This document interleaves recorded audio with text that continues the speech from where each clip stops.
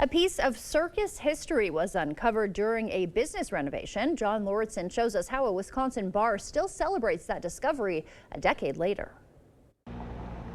I like Wisconsin beer. I think we all do.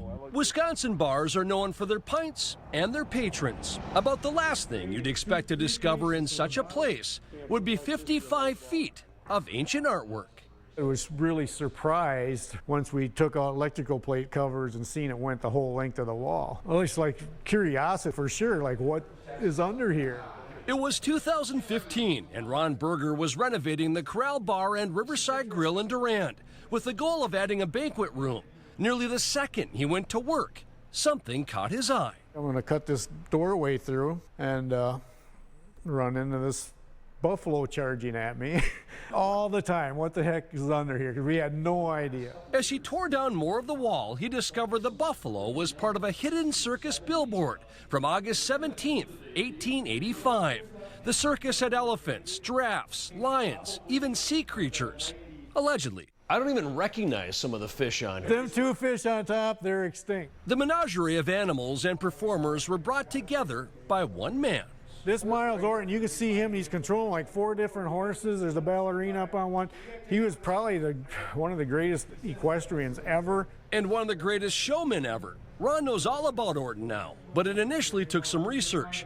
After making this unlikely discovery, he contacted a historian at Circus World in Baraboo. We were digging into it for weeks and couldn't find nothing. Then one night, Ron stumbled upon a website that told him everything he needed to know about Miles Orton, including the fact that he brought his great Anglo-American circus to town in the 1880s. For whoever did this piece, we're the best in the world. Orton's circus performers likely put the giant poster on the side of the building for all to see. It was visible from the street, the train station, even from the river. This would be like the Super Bowl ad of the day. The more I kept learning, the more we got to save this. It was just, like I said, almost divine. For 10 straight days, a local artist and others used distilled water and cotton balls to clean the poster and bring it back to life. They also had to use a simple scrapbooking paste to glue parts of the mural back onto the wood. After Ron got a good deal on a glass wall, he went from preserving the past to displaying it.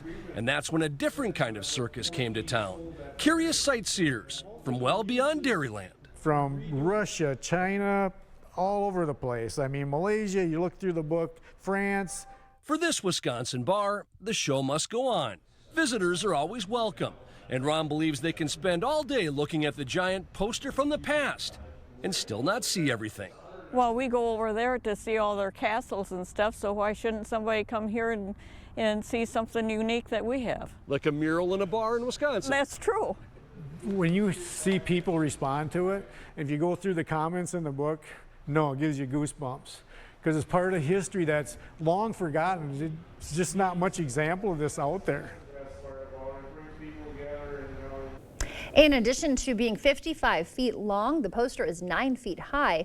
It took Berger and others about 2 years to fully restore it. The poster is also known as a lithograph. That means it was made by stamping carved wood blocks onto paper. Very impressive.